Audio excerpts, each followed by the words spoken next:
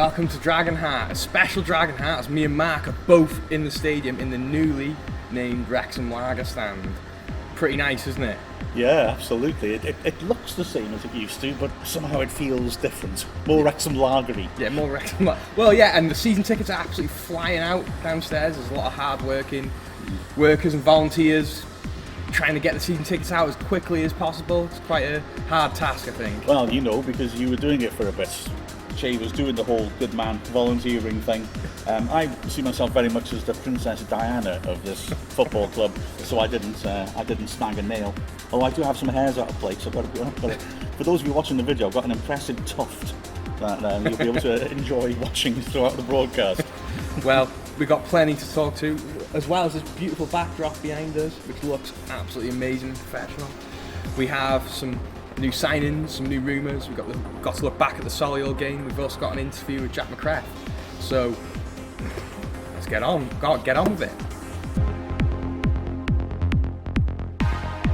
Hi guys, I'm Dominic Vose and this is DragonHeart. Well, just a really tough away game to start off the season, I think, Mark. But I really think that's a solid, even though we know we conceded the goal last minute, I think that's a solid point away from home. I can't remember the last time I've seen us let in an injury time goal that changes the result and all the fans come away as happy as they were. Because, frankly, yeah, watching that felt like what you would hope we were going to see.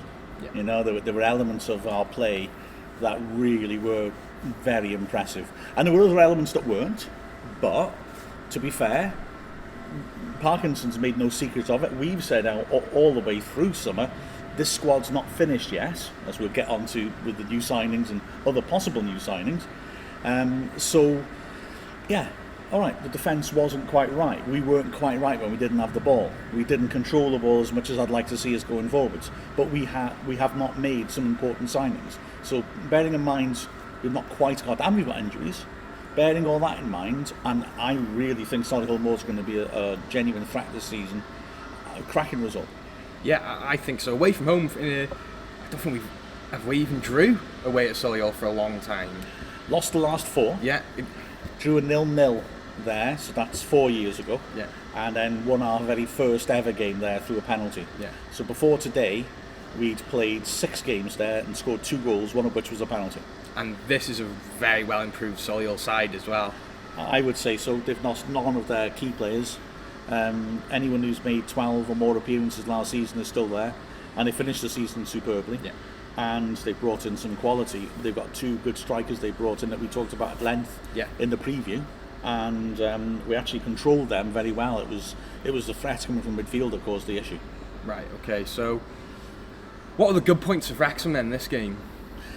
As we predicted, going forwards, Mullin continues to clearly be too good for this league. Yeah. Honestly, I mean, he was terrific, he's dangerous, he's sparky, he's alive. Hyde was excellent. I mean, those two played exactly as we expected. They dovetailed really well. Hyde, the way he held the ball up was fantastic. We had thrust down either wing. Winfielders got up to support. Going forwards, we broke quickly. We looked really, really good. Yeah. And individually there were good performances at the back as well. It was more of a structural issue slightly that caused us problems, I think. Hayden on his debut, outstanding. Man of the match for me, absolutely outstanding. We really looked a cut above. Well done, Cleworth. We didn't see that coming, really. We didn't think he'd go for Cleworth. I'm so glad he did pick him, because he really did well. The whole team had a nervous first 10, and he was one of them. And then it settled, and Cleworth was very calm figure, and French as well. The 3 centre backs had a good game. Yeah, it's easy to remember. Everyone thinks of French as this seasoned player, but he's also a very young centre half. He's playing for a club like Wrexham, isn't he? Yeah, exactly. And it'll be interesting to see what happens at Eastleigh, obviously, and what happens in the transfers market, because French did very well at centre back, and yet we lost Reece Hall-Johnson to injury. Cards are being played close to the chest. We don't know the exact extent of his injury.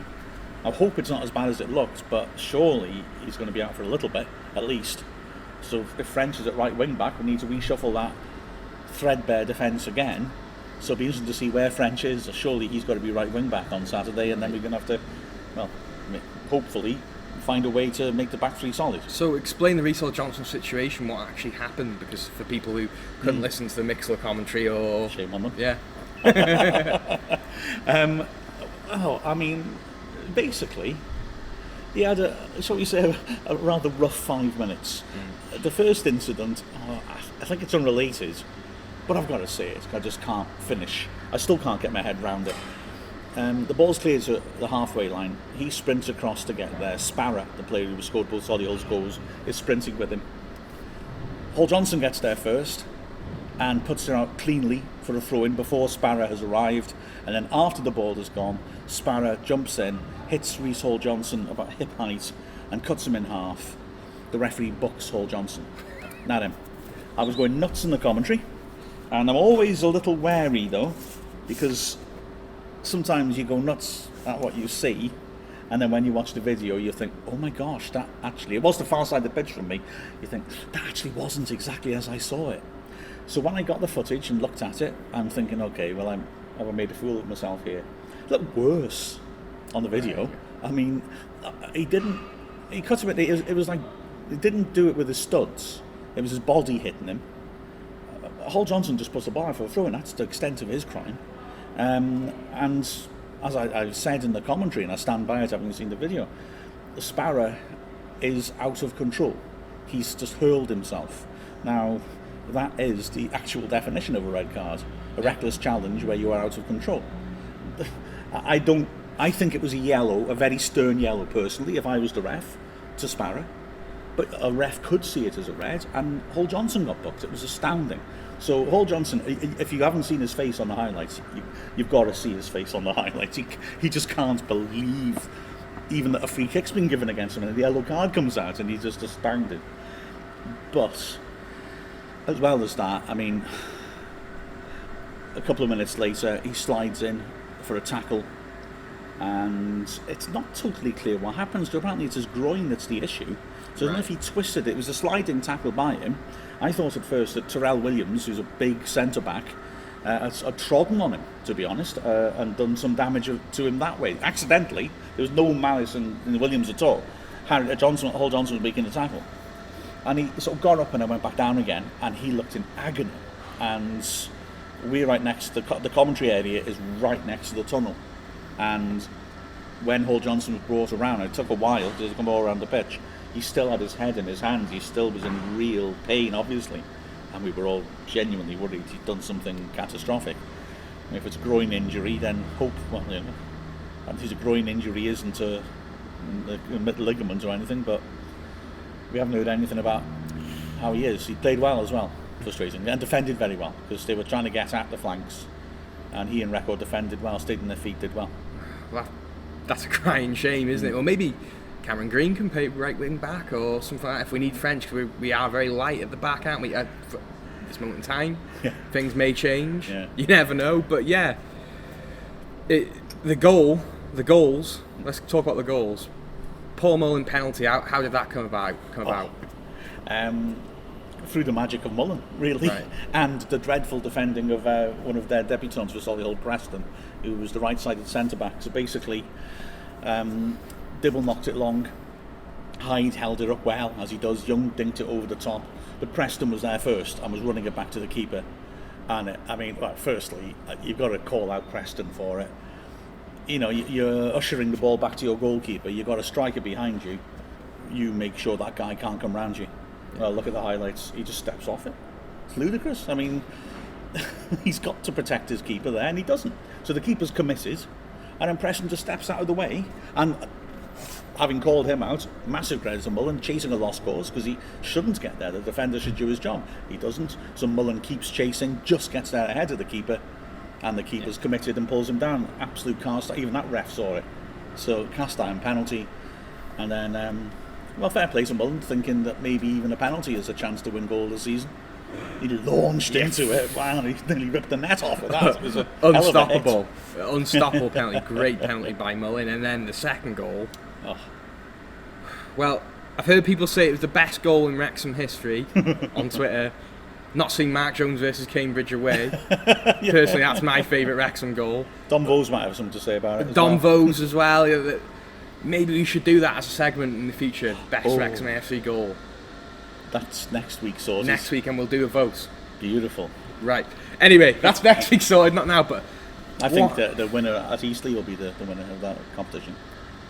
Dibble, bicycle kick. Yes. From his own half into the goal. Anyway, I'm predicting that. But anyway, that was one hell of a strike, wasn't it? Wrong foot as well.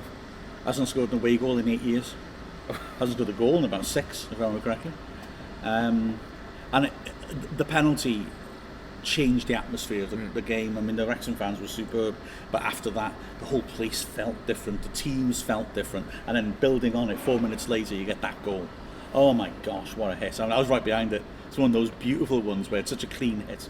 The moment it left his foot, you're like, oh, he scored this. Oh man, what a goal. Big Wonderful. shout to the Wrexham fans. There was some limbs going on, wasn't there, when that goal went in. I was so jealous looking at the footage. I was like, I wish I was there. It looked awesome, didn't it, by the away fans? Well, firstly, big credit to Lee Milford, our cameraman, because he actually had to go down there as an emergency in the end. Solihull didn't have their cameraman, so he jumped in late notice. He filmed it, and he always does a really good job with cutaways, and he did, as always in this game. And so he realised the moment he scored a goal like that, show the celebration of the players for a moment, but get on to the way end. Because my gosh, I was thinking the same thing as I was there. It was just, well, I said in the commentary, and I don't think it came across quite right, but the bits in Game of Thrones where they have all the zombies all clambering in a big mass up the wall, you know, it really looked like that. It was just arms and legs everywhere. Limbs, it was incredible. Absolute limbs. The fact that it's a small stand just emphasised that. You know, it's all crammed in together. Oh my gosh, it was something to see. And I think we're going to see a lot of that this season at the racecourse as well. It's just going to be, excellent, isn't it? I hope so. You know, I hope so. Shall we talk about the goals we conceded? Yeah. Like I said, we looked edgy at the start. It looked like we'd sort of ridden it out, but we weren't really controlling midfield. There was a pretty big gap in front of our back three in central areas quite often, which we also saw at Curzon Ashton. And I think what it essentially is we have not quite got our pressing right. I think I can see after that match what we're looking to do, and when we're doing it well, it's very effective. But when we're not doing it so well, it can be dangerous. So basically, what I think we're looking to do, the trigger for the press is when they go wide. So when a fullback or a wing back's coming forwards, that's when we press. We don't press them when they're moving it around in a centre circle. When they go wide, then you press. Mullen, for example, when they're going down the left, Mullen is very hard working without the ball, so he's racing down to support. You've got your two midfielders maybe will come across and press. The wing back comes up, and basically the idea is that once they've gone down the flank, of course, their options are cut down by 50%, aren't they? If you're the left wing back and you go down the left wing, you can't pass it left because that's the touchline.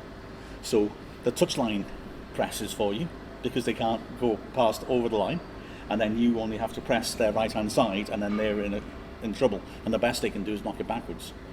Often we got it right, won the ball off them and hit them on the break because the wing back's out of position. So often works really well, and I think it's worth persevering with that type of pressing. But we didn't always get it right. And of course the risk there, of course, is that when you press like that in your own half and the ball is successfully played inside, there's a huge gap in the middle of the pitch because your centre mids have come across to press. So when we didn't get it right, we were left open. And Maycox, there are two centre mids. Maycox was one of them, and he was driving forwards and getting into some great shooting positions and passing. And I was pretty relieved that he was passing, to be honest, because you're getting to the edge of the area with time.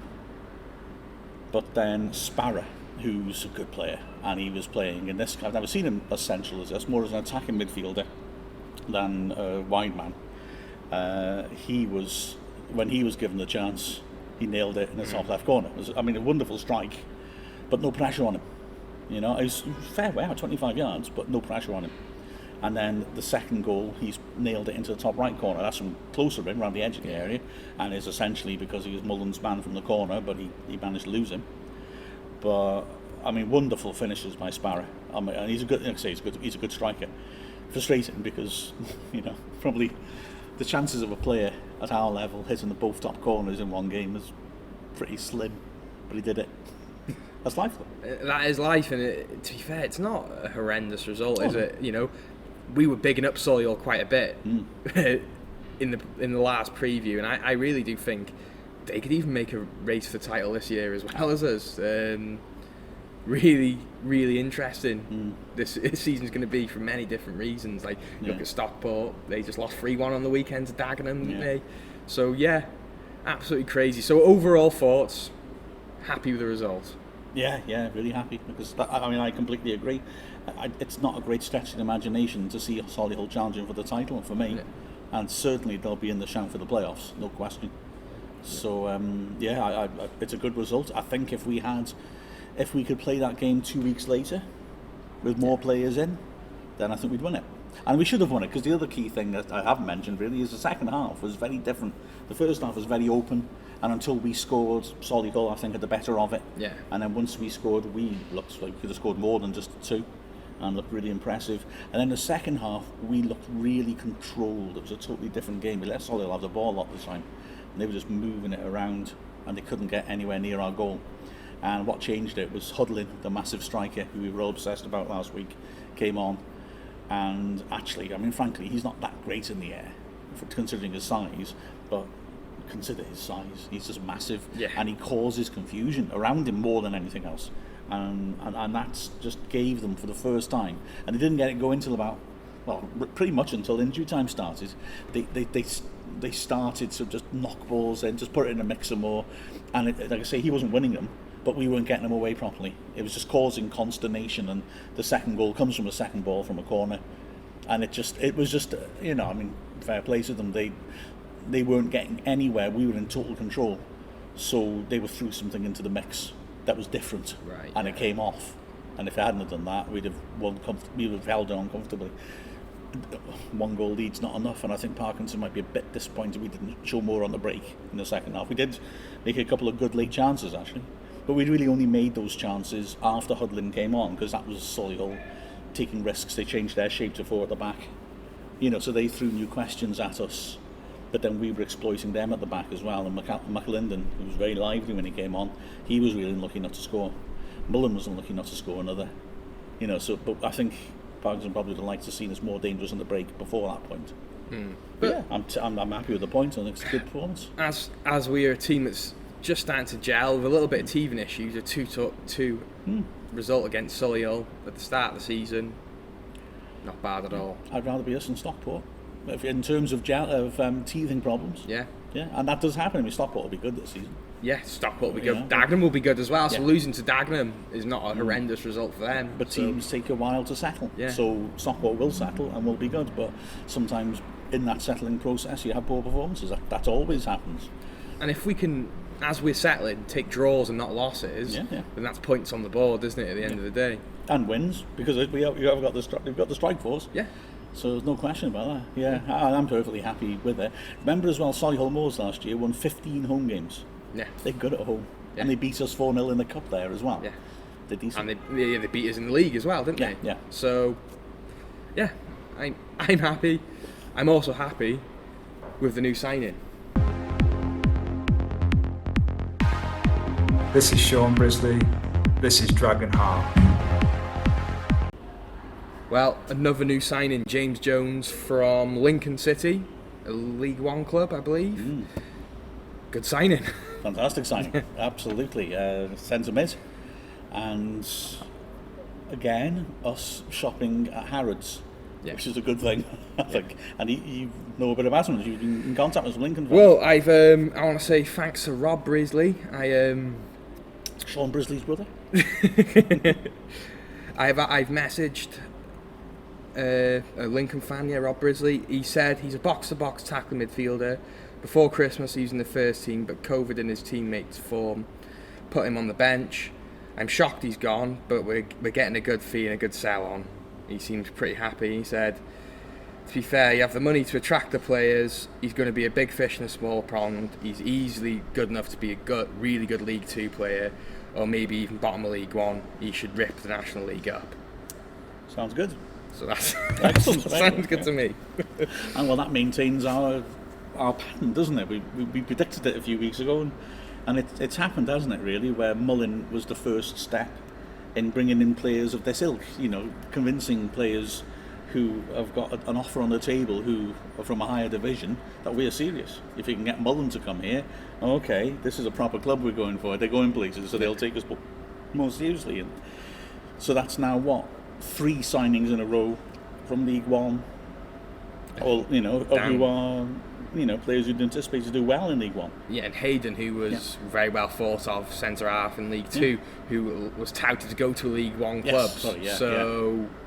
Again, that's a tasty signing. I'm sure I could be wrong. Some Lincoln fans have said he's from Cheshire, isn't he, James Jones? He's Scottish. He's Scottish. Well, I don't know what originally. Actually, I'm sure I saw something about his birthplace not being what I expected, but I'll have a sneaky could be check. wrong. I'm sure someone said he knows people around here, so it's closer to here, I suppose. But he seems like a good box-to-box midfielder. Another League One level player. You just can't complain, can you, with this transfer market? And we need meaty, shall we say, players. Yeah. In that we've got a lot of attacking midfielders. I mean, I quite like the idea of have you got cover? Have you got one player who can cover each position? Yeah. Well, if you look at what Phil Parkinson has inherited from the retained list, we've got 3 players he inherited who can play attacking midfield, and he's brought in McAlinden. Yeah. So we've got too many players in that position. So we need more of those sorts of, like I said, box-to-box, central midfielders. Okay, box-to-box attacking player, Jones, brilliant. But yeah, we've got a lot of sort of number 10 / attacking midfielders. We maybe need somebody, because apart from young David Jones and Jordan Davis, who really I'd like to see higher up the pitch, don't have anyone else who can play centre mid except Clouth. Yeah. And I wonder whether we will look at a sort of defensive midfielder, out and out defensive midfielder as the last piece of the jigsaw. Maybe someone who can do that or play centre back. Yeah. I wonder. we do. I think we do need that sort of, as you said in the past, Danny Williams sort of destroyer type, and so that's someone who's just a layer in front of the defence who's going to cause a nuisance for opposition strikers. Really, don't we? Really? Yeah. I think so. So yeah. Never hurts. It never hurts, and we've had it's been a very good transfer market so far, and there's been some crazy rumours this week that maybe Ben Tozer could be joining the ranks. Well, they're not rumours, really. Yeah, like it's confirmed, isn't it? It's confirmed. Yeah, confirmed. And that's quite something, isn't it? Really, if we're able to do that, then that'd be fabulous. Player of that calibre. Is there much more you know about him? As I said, there's only so much football I can watch. Exactly. Well, firstly, I've just cheated there, and James Jones is born in Dundee. Oh, right, okay. Which is, unless Cheshire have launched an attack in the last half hour. I did see on Twitter. Twitter's never right, always right. So. Or there is another James Jones who was at Barrow, is it? I want to say, who came through the Welsh League and is from Wrexham. So I do apologise. I do apologise. Well, don't worry, it's Twitter's fault. I think people may well be looking at him. I mean, as for Tozer, and yes, I mean, we can talk about this because it is a fact that we've made a bid. Yeah.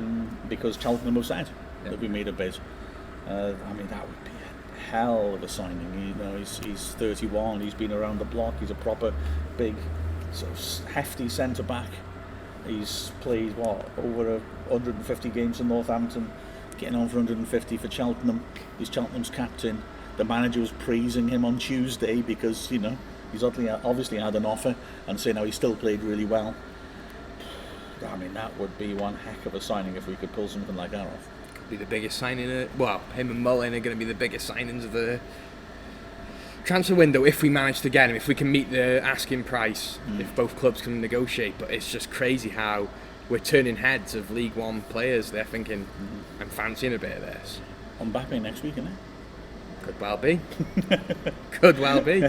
No, I mean, exactly. That's what I mean. Well, the statement signing, so that other players in League One and League Two suddenly think, whoa, that's a project. That's going to be exciting. We get to meet Denpool. We could even meet Danny Griffiths if we play our cards right. I think the Mullin thing was the big one. I think that really did get heads turned because I believe, I could be right, even Middlesbrough were in for Mullin at one point. Yeah. And that says a hell of a lot, doesn't it? Well, what we've seen in pre-season and what we've seen on Saturday, I can see why. Absolutely can see why. I could see him in the Championship squad. You know, we've seen, if you look at Mullin, when have we really seen a striker of that? When's the last time we really seen a striker of that quality? Yeah. Louis Moult, maybe? Yeah, maybe so. Or, like I've said before, he reminds me in style a bit of Trundle. Yeah. And that sort of crowd-pleasing manner about him and his animation, if you will, when he scores, when he misses. You know, he's a real. His character comes out very clearly as well, doesn't it? So, yeah, it's just nice to know that Wrexham is still not done after glamorous signing after glamorous signing. But glamorous signing, it's not just a glamorous signing. It's the quality. It's the quality signing. People really want to come here and packed out race course. It's going to be exciting times. Well, after this, we've got an interview with Jack Mackreth.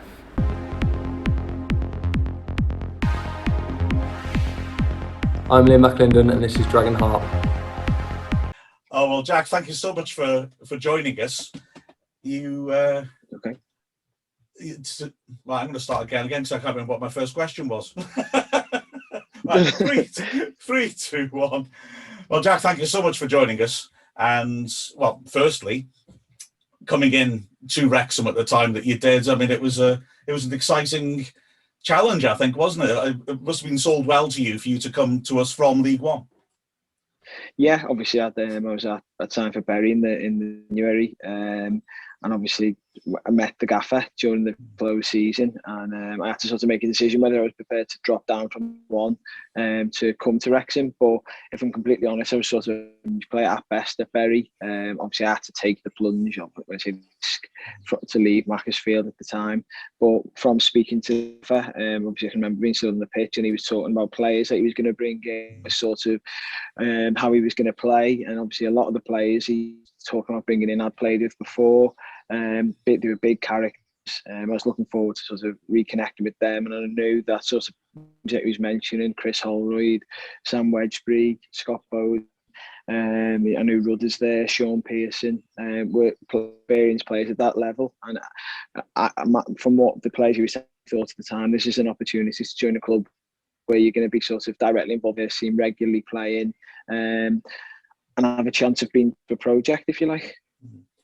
Yeah, and it did feel like a project, didn't it? You know, the way he's pulling players together. Character was obviously really important in that squad. Maybe people don't appreciate that as much as they ought to from the outside. You know, but you got players who are pushing you and expecting you to match their standards. It raises the whole level overall, doesn't it? Well, yeah, I think it's massive in football. It's not only just about obviously skill and ability on the pitch. You've got obviously a good group of characters within the changing room, and I think we definitely had that in abundance. I've been to the gaffer a number of times, so obviously during his career, it was obviously Dean Keats at the time, and you can tell from when he was playing, he was a character. He was obviously a winner. He was obviously a good lad in the changing captain, and I think he obviously built his team based around his personality. And obviously, as I said, when we built this team together, we all did demand enough from each other. I think obviously the example of that is when I come in, I knew Paul Rutherford for a number of years before I actually signed for Wrexham, and he almost kicked on as soon as I signed. And we almost we got on really, really well. Even we speak every day, well, not every day, every other week, me and Rudders. We almost pushed each other every day. And obviously, seeing he's gone on to do well at Wrexham, not going to be there next year, I don't think. But yeah, it was everyone was sort of a lot from each other. I think we were so unlucky not to go up that. Yeah. It was a shame that, you know, when Dean left when he did, and the season just petered away a little bit because we looked really well set at the time, didn't we? Yeah, to be honest with you, around sort of December, January time, I thought we were not nailed on to go up, but we were on an unbelievable run. And as I said, I've mentioned sort of the characters within the changing room. I can remember I'd had a couple of injuries sort of during pre-season, and I sort of stop-start for myself that year, unfortunately, in terms of a couple of hamstrings injuries. Couldn't seem to get fit.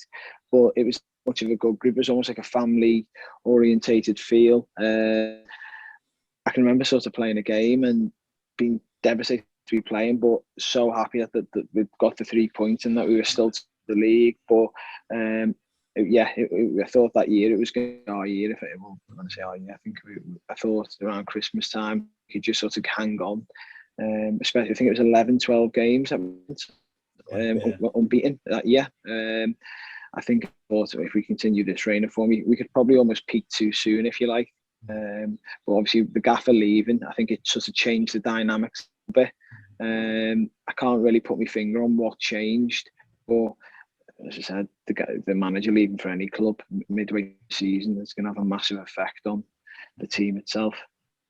And it was a shame as well, because I think a lot of fans don't appreciate Andy Davis's qualities. I think from the outside, fans don't get to see what he does. When I talk to people from within football, they're always consistently saying he's a really, really strong coach. So I think there was a misconception in fans' minds of, Andy Davis isn't as good, and it's not, it hasn't worked out because of that. But actually, people within the game who've worked with him speak exceptionally highly of him. I couldn't put my finger on what happened when the gaffer left. I think Andy's a brilliant coach. I still speak to Andy regularly now. He's more hands-on with the players. Him and Hollow were sort of hands-on with the lads, take most of the sessions, put a lot of the escape sessions on, and we were really, really organised as a team that year. The was sort of really good at the recruitment, disciplinarian, if you like. But when the guy left, nothing really changed in terms of any of the training sessions, any routines for games. I don't know whether it's, as I said, the dynamics of not having the gaffer there just slightly altered the way his personality was. And he's a lovely fella, gets on with all the players, gets the best out of all the lads as well. I think he was the one that the players had actually approached. Had any sort of problems. His coaching sessions were brilliant. Everyone had enjoyed as well. That's half the battle when you've got sort of 25, 30 players. Some are not playing, some are playing, some injuries. It's difficult, I imagine, at times to keep everyone happy, but he managed to get the best out of everyone. But I don't know whether it was just the dynamics changed slightly. I can remember we played Fleet away, and it was one of the times I think we did lose the game. I think I remember the shape not being quite right, and Andy's coming at full time, and I remember him speaking, and everyone was desperate because they were aware that the gaffer had left. Andy had sort of took charge, and we were desperate to not only win for ourselves to go up, but for Andy's sake. Everyone obviously at the club, as a player, realised what he was doing, how good he was. She said it was a shame that it just didn't. The dynamics changed slightly, I think. Yeah, absolutely. But he's a top bloke who's under-recognised, I think, by in general by the fans. I think so. Just to talk about yourself as well. I mean, I'll be honest, it was sort of frustrating to watch you because you could see that injury had set you back a bit. It's the worst time to have an injury, isn't it, pre-season? And it just was a shame that you weren't quite able to get that regular run, to get that chance to really show what you could do. I think, to be honest, I don't know. Similar to sort of Andy, the fans and the media outside the club don't really get to see what's going on day to day. They just get to see a Saturday afternoon, essentially. When I come to the club, obviously come back pre-season, I had an injury to do with me groin, some sort of across my hips, and it was an injury which stopped you playing, but stopped you training to your maximum, stopped you sprinting, stopped your recovery.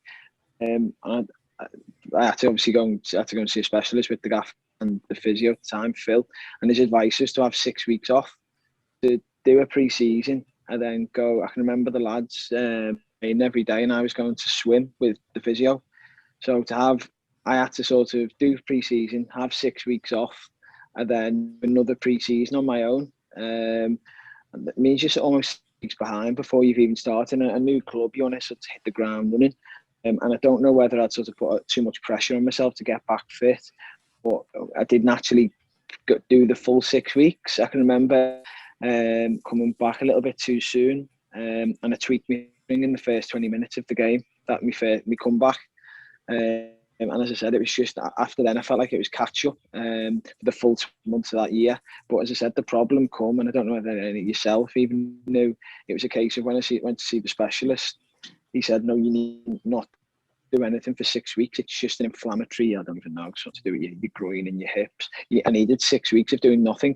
So to go from having a full pre-season to not running for 6 weeks, obviously going to be playing catch up. But I was devastated as well. As I said, I was really looking forward to getting started. And when you sign somewhere new in the summer, you're almost looking forward to get back, even though you know pre-season is going to be difficult in the running.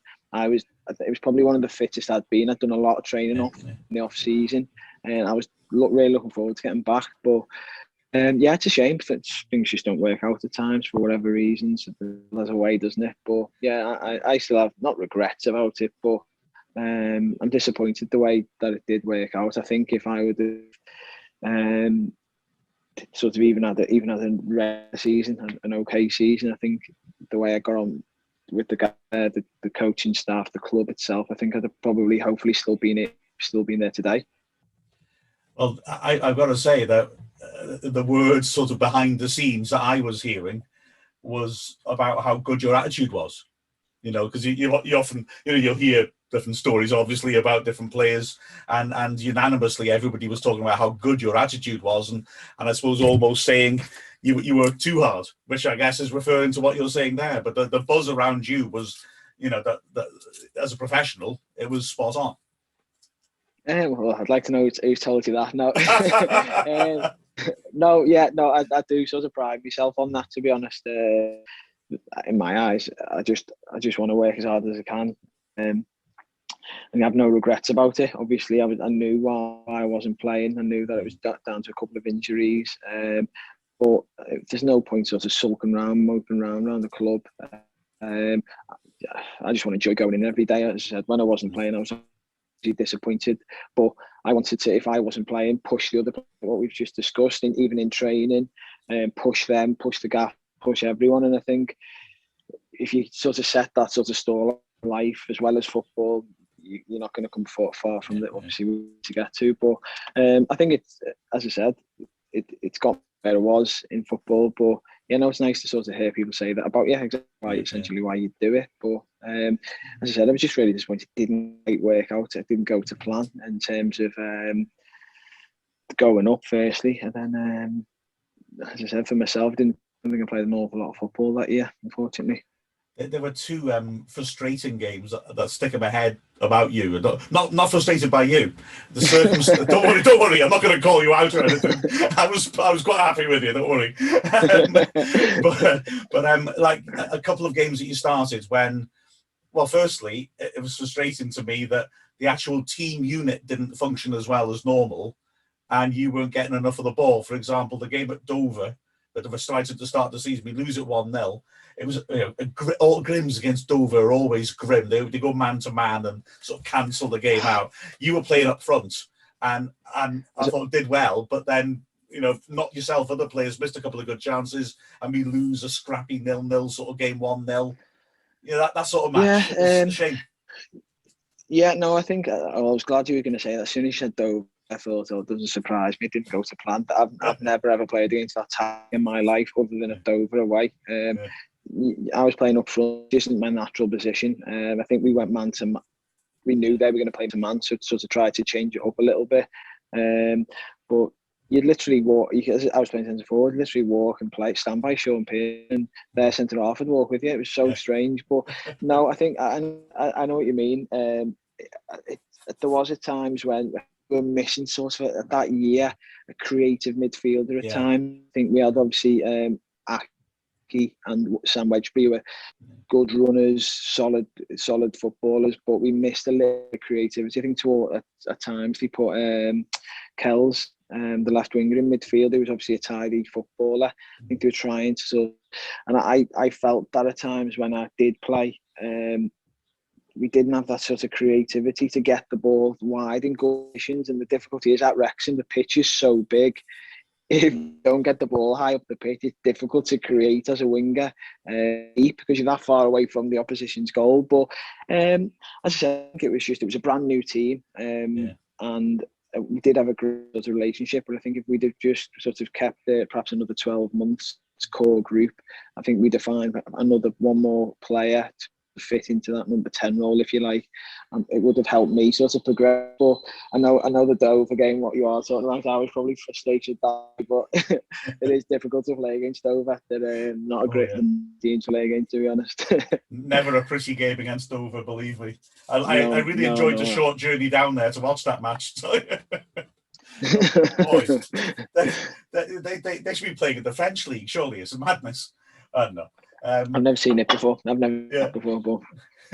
the other game that sort of sticks in my head in a way, we played Fylde in the FA Cup, and I was commentating on the same side that you were on, and you were up against Francis Angol, who's was really rated as a fullback and was quick. And for the first 20 minutes, he was torn to pieces. He was dropping off, getting a run on him, bang, going straight past him. But unfortunately, as that game developed, it turned into, I think, our worst performance of the season, and we just stopped getting the ball to you. And I remember in commentary just saying, why aren't they getting the ball out to the right hand side? Why aren't they just getting it back out there? That's our one way of threatening them.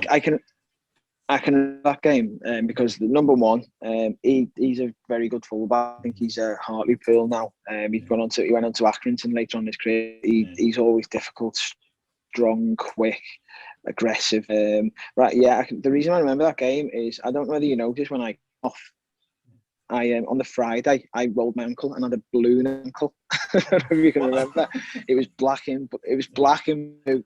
And the gaffer said, "Do you want to play?" But I hadn't played all year, so it was like, I'm playing.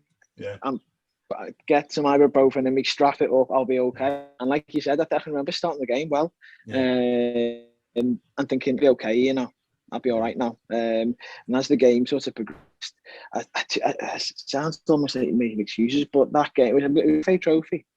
Was it the FA Cup? I think. Oh, Jack, I think it was the cup. The FA Cup. It was the FA Cup. I can remember the game. I think the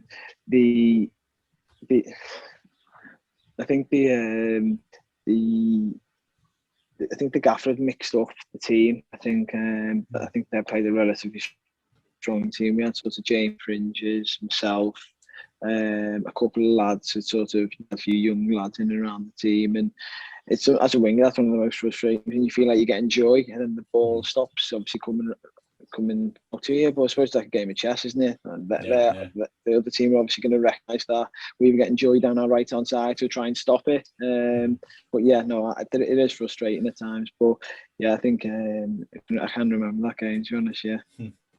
I remember you playing in the Diamonds as well. When you played Harrogate in the FA Trophy in a real sort of hybrid match as well. But it's a shame. I'm giving these examples, and it's really striking home to me. I remember that game. Yeah, we didn't see enough of you, perhaps, in the right position. I remember that game because I can remember the gaffer turning over the team sheet, looking, thinking, "I'm playing centre midfield here. I've never played centre midfield in my life." It feels like back to, and obviously remember being on the pitch, feeling back to front. It just you don't move as natural. But I think the gaffer was just trying to get minutes on, to be honest. I think he was just trying to get minutes. I think he was just trying to get minutes in everyone. But I felt like that did sort of sum up a little bit the time at Wrexham, in terms of just didn't quite work for me, in terms of I was excited to play that game at home. FA, I think it was another cup game, wasn't it? But like we touched on earlier, I give it everything I had. I was running, trying, but it just wasn't natural. I'm good at running with the ball, running behind, and almost the game I was expected to do the other side of it, be passing it out wide, and if you feel quite right.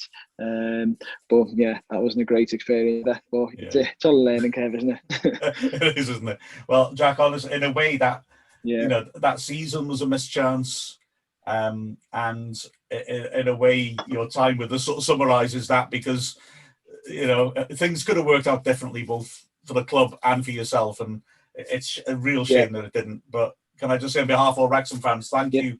I mean, people don't understand or see the commitment of players playing like yourself when you've got a swollen ankle, coming back too soon from injury to try and play for the team. People don't see that and appreciate it. But on behalf of everyone, seriously, thank you very much for all that you did for the club. And we were fortunate to have you for the time we did. Shame it wasn't longer.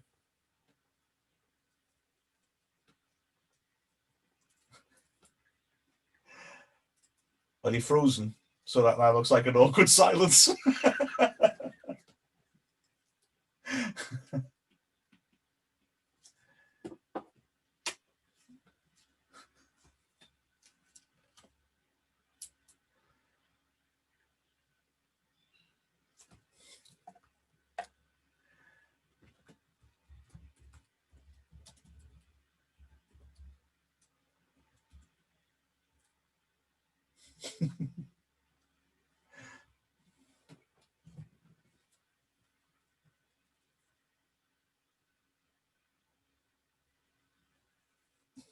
That's brilliant.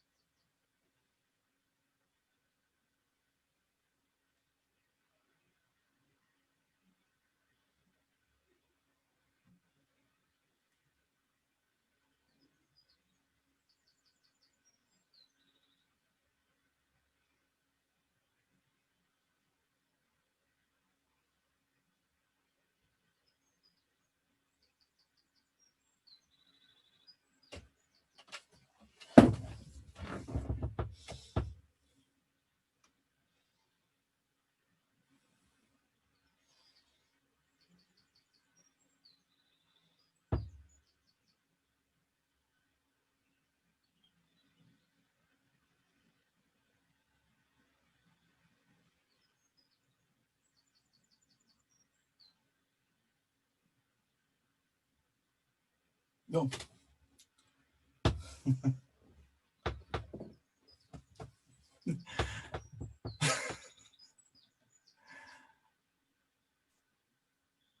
Sorry, can you hear me? Yeah, I just lost you there for a second. That looks brilliant from my end, because basically I said nice things about you, and then you froze, and it just looked like you were giving me this stare, like, oh, that's not right. I'm tempted to keep that as the ending, because I think that'll be really funny, and then I'll explain it. I think you were just saying it. I really enjoyed my time there, and as I said, I've almost got like a soft for Wrexham, like I have some of the other clubs that I've been to, and always keep an eye out for them. I was desperate for them to win against Dagenham over the weekend. I wanted them to go into the playoffs. I fancied them to go and do well this year, but I only wanted the best for them. I think the new takeover is a good thing. I think hopefully they'll bring in some good play, give them a chance to go up into League Two, where they need to be, and hopefully progress from there. But yeah, no, I really enjoyed it. No, as I only want good things for the club. It's a great club, good fan base, brilliant. The club's brilliant, everything about it. Just need to get out of this league. That's the only thing that I think everyone would agree with. Absolutely. Well, thank you so much for joining us, Jack. Honestly, it's been an absolute pleasure. It really has. I'm Jake Hyde, and this is DragonHeart. Well, just to finish off the podcast, really, me and Mark want to talk about the buzz around the club, which has been, to be honest with you, I can't remember the last time, if any of there's been a time, I've been supporting Wrexham, they're in League One, League Two, I can't remember a time where there's been this amount of buzz around the club, really. Well, we're recording this now on Thursday morning, and as you said at the start, there's a huge queue outside because people are queuing up to pick up their season tickets, and queues outside the racecourse seem to be the sort of image of the summer. And I like that, because it's quite a long time since we've had this situation where people are constantly queuing up. We haven't even played here yet. Yeah. Wow. And we pulled the numbers we pulled for a friendly against Curzon Aston, a friendly against Tamworth away, where we pretty much invaded West Midlands, a little West Midlands town. We must have been pretty much half the attendance of Solihull as well.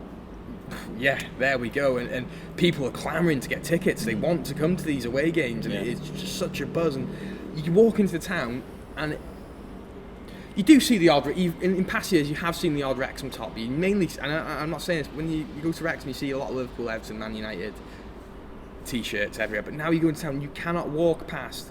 As you're walking through town, you cannot not walk past a TikTok Wrexham top somewhere. You know, old, young, kids, men, women, all sorts of different people from walks of life are really getting behind the club, and it's just such a happy place to be.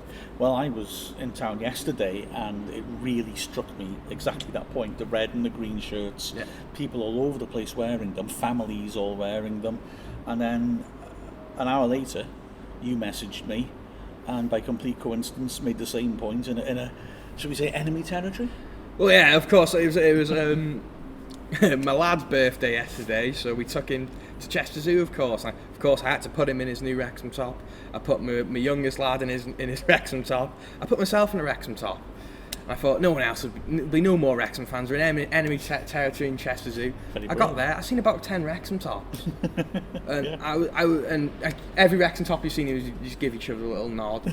But one thing I got to say, Chester Zoo is quite a football territory place. I've seen a lot of different of football tops, and everyone's just sort of looking each other out. A lot of Blackburn, a lot of Everton, a lot of Liverpool, United, City. But surely plenty of Wolves. Thank you very much. I'm here all week. But what struck me was the sheer amount of Wrexham tops and people just banging on a Wrexham top because they're really proud to be a Wrexham fan at the moment. It took me back really, and it's just absolutely brilliant, isn't it? I just think the people of Chester, they've been desperate for a football club to come along, and now they're speaking of one, there is one. It's just mad, isn't it? Yeah. But that struck me. I was impressed by what I saw in Wrexham, but then to see that Chester Zoo's full of Wrexham fans, well, that is brilliant. Yeah, again, it's really nice for the people of Chester to have a club down the road that they can be proud of and really get behind. It must be really nice for them too, mustn't it? Exactly, the lucky devils. And also, it's also a great time if you're a podcaster or a media. If you like your media, you know, there's plenty out there now. There's not just DragonHeart. There's Rob Ryan Red. There's Fearless and Devotion. There's Wrexham Legends podcasts and the Wrexham Lager podcasts. All have different outlooks of the club, and I just think it's so nice to hear these different interviews. It's such a positive time to be a Wrexham fan. There's so much information, so much media, and it's just great. Listen to all them podcasts as well as ours. It's fantastic. Exactly. It's so good to have such a range to choose from, because clubs of our size don't normally. Yeah. But it's just wonderful to suddenly see all this interest, to see an audience for it as well. Ours is the best. Continue. Oh yeah. Look, you don't see this on Fearless and Devotion. We are the first people, you were saying before we went on air, because they announced the Wrexham Lager sponsorship for the stand about half an hour before we started recording, so we are the first people to sit in the Wrexham Lager stand. Yeah, quite proud of that. Exactly. Fearless, Rob Ryan Red. You know, you're all right, but come on, you can't do this, can you? So I think we are the winners. Oh, well, I thought it was because of the content, but I don't know. Well, the content is good, if not better. Look at that. You're part of the content. I am part of the content, but what's wrong with this man? I'm just trying to be impartial here. But yeah, come on, look at this. Where's this, Fearless? Shots fired. I just want to point out, I did not either give him the ammunition or help him aim the gun. I like to think there's more about us than plastic seats. I'll be honest with you. But honestly, check all their podcasts out. Some great content. Just get on it. It's such a positive time to be a Wrexham fan. Let's hope the lads can do the business on the pitch, because that's where it really counts. Absolutely right. Just like the DragonHeart Fantasy League, which I dragged myself slightly up, but I'm still biding my time, to be honest with you. Mr. Jarvis had a flyer last weekend as well. He's right up there. It's Who's top? I've forgotten who's top. I better go check it. best check. I had a poor turnout this week and down to 38, I think, like that, something like that. My top guys didn't have a good week, so hopefully something better. Maybe Ivan Toney can finally score his 6th double hat-trick this weekend. I'm hoping for. I'm thinking hopefully you'll continue to deteriorate and get relegated to the Blue Voice Chester podcast. Is that That's their my podcast? hope. Is it? I don't know. Just make it. There was one briefly, and it was done, I think, by the Standard. Yeah, I'm 41st, but I was 43rd the week before. I'm climbing. Top of the league is the excellently named Ben Ramanama. Hang on a second. Ben Ramanama. Kevin Daniels. 2nd, Daniel Jarvis. 3rd, Evan Jones. Oh, this is quite something, isn't it? Gangsters Allardyce, Evan Jones is. I love that. Say that is beautiful. So it's all to play for in the old league table. I'm not that far off the top if you don't bother with numbers. It's a marathon, not a sprint. But Exactly. yeah, everyone follow us Twitter, follow Wrexham Twitter, follow DragonHeart Twitter, follow the Instagram, the YouTube. Just follow it all. TikTok, follow it all. Enjoy. Get involved with all the Wrexham media, and let's hope the boys can give us a good result on Monday. Oh, it's Saturday and Monday. And as 30 placed Chris Brown's team suggests, get behind Oil Money Wrexham. I agree. Goodbye. Thanks very much for watching. Please subscribe as well so you don't miss out on any of our content, and click the bell to get notifications.